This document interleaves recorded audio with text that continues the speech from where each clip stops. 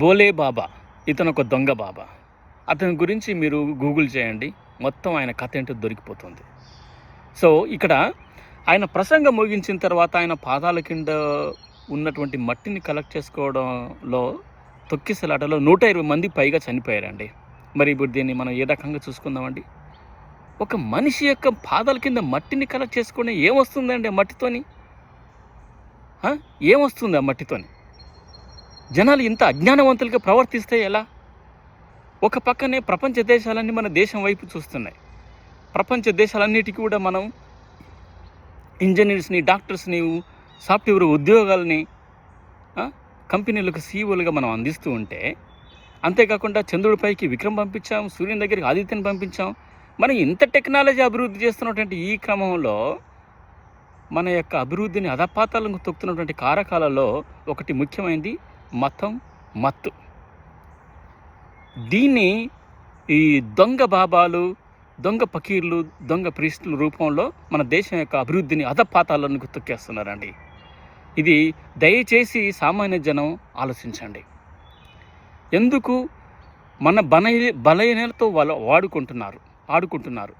మన బలహీనతను ఉపయోగించుకొని మన యొక్క ఇల్లును ఒళ్ళును గుల్ల చేస్తున్నారనే విషయం అందరూ గమనించవలసినటువంటి సమయం ఆసనమైంది. ఇప్పుడు దొంగ బాబాలు మన దేశంలో ఎన్నో సంఘటనలు జరిగినాయి. ఇలాంటి దొంగ బాబాలలో ఆశ్రమ్ బాబు అనేసి, నిత్యానంద స్వామి అనేసి, డేరా బాబా అనేసి, ఇప్పుడు ప్రస్తుతం భోలే బాబు, ఇంకా ఎంతోమంది బాబాలు ఉన్నాయి. వీళ్ళందరూ ఆశ్రమాలలో ఏం జరుగుతున్నాయి మీరు ఒకసారి ఆలోచించండి. పూర్వపు మన ఋషులు ఉన్నటువంటి ఆశ్రమాలలో అక్కడికి వెళ్తున్నాము, బయటికి వస్తున్నామంటే ఎంతో జ్ఞానాన్ని సంపాదించి, ఎంతో విద్యావేత్తలుగా బయటకు వచ్చేసేసి ఒక జీవన విధానాన్ని నేర్చుకున్నటువంటి సమయం అది.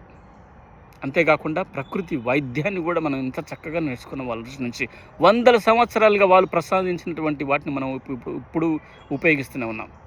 కానీ ప్రస్తుతం ఉన్నటువంటి ఆశ్రమాలలో జరుగుతున్నటువంటి అకృత్యాలు ఏంటి? అసలుకు స్త్రీలపైన మానభంగాలు జరుగుతున్నాయి. కొన్ని ఆశ్రమాలలో అయితే అసలుకు బాత్రూంలో కూడా కెమెరాలు పెట్టేసి వాళ్ళను చూస్తున్నటువంటి వైనం కూడా మనం ఈ మధ్యలో చూసాం. అసలుకు వాళ్ళను ఏమైనా వ్యతిరేకిస్తే అదే ఆశ్రమాలను చంపేసి పాతి పెట్టేస్తున్నారు, నామరూపాలు లేకుండా చేస్తున్నారు. ఆశ్రమంలో ఉన్నటువంటి భక్తులకి మత్తు పదార్థాలు ఇచ్చేసి వాళ్ళని మానసికంగా పూర్తిగా మార్చేసి ఆశ్రమం నుంచి బయటికి రాకుండా చేస్తున్నారు.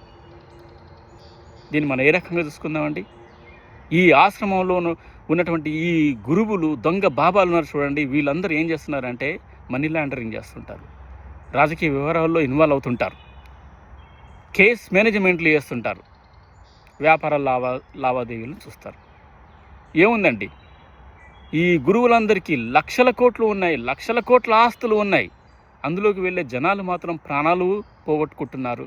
అదే బీదతనం ఉండిపోతుంది. సో దీన్ని మనం ఏ రకంగా చూసుకుందాం? ఇంత టెక్నాలజీ అభివృద్ధి చెందుతున్నటువంటి ఈ సమయంలో ఇలాంటి విరోధకాలు మన దేశం యొక్క ప్రగతిని అధపాతాలకు తొక్కేస్తున్నారే.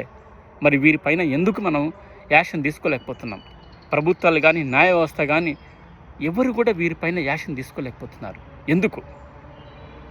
ఎందుకు అంటే మీరు ఒకసారి ఆలోచించండి. వాళ్ళు ఒక మనం సామాన్య జనంలో ఉన్నటువంటి యొక్క బలహీనతలను వాళ్ళు వజ్రాయుధంగా ఉపయోగించుకుంటున్నారు. ఇప్పుడు ఒక జీవి ఉందండి, ఒక జీవికి ఆకలి, నిద్ర, శృంగార శక్తి, అలాగే భయం ఉంటుందండి. ఈ భయంలో నుంచి పుట్టుకొస్తున్నటువంటి వ్యక్తులే ఈ దొంగ బాబాలు. అన్ని మతాలలో దొంగ బాబాలు, దొంగ పకీర్లు, దొంగ ప్రీస్టులు. వాళ్ళు ఏం చేస్తారు అంటే మన యొక్క బలహీనతను, మనలోని భయాన్ని చూసేసి, నీకు హస్తరేఖలు బాగలేవు, ఈ రకమైన రాయి ఉంగరం ధరించు, నీకు గ్రహాలు అనుకరించట్లేదు, నీ ఇల్లు వాస్తు బాగలేదనేసి ఇలాంటివన్నీ లేనిపోని సోది కార్యక్రమాలన్నీ చెప్పేసేసి నీ యొక్క ఇల్లును ఒళ్ళును గుల్ల చేస్తున్నారు.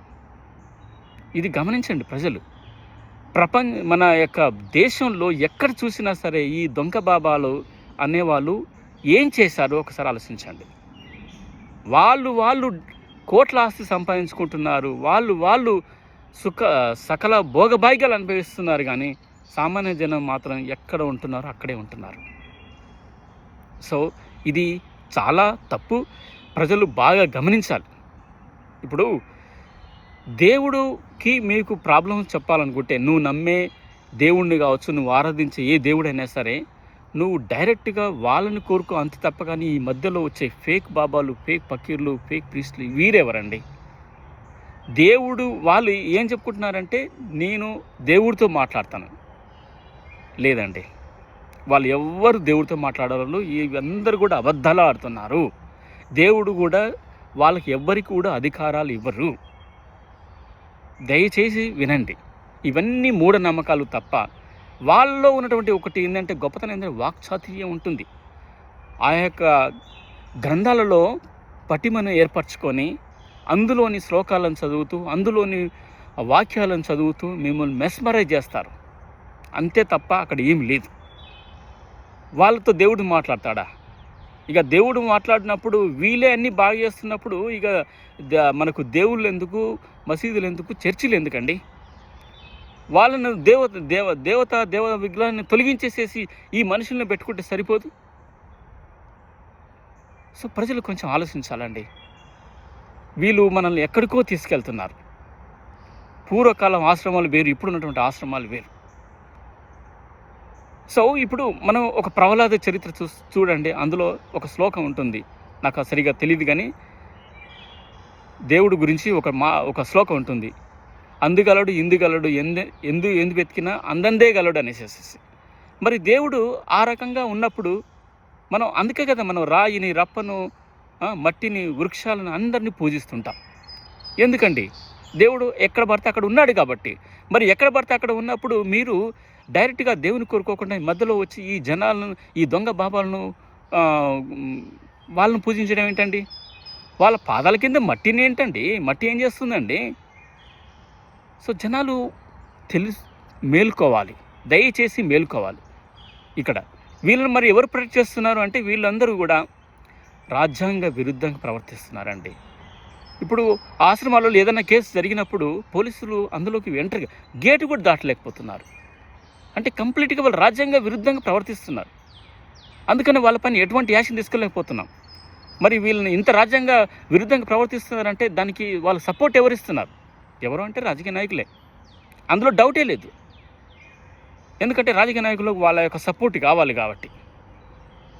అందరూ కూడా కాషాయపు దుస్తులు, అలాంటి కొన్ని వివిధ మతాలకు సంబంధించినటువంటి దుస్తులు ధరించేసేసి వాళ్ళు మేము దేవుడు పంపిస్తే మేము వచ్చామని చెప్పుకుంటున్నారు.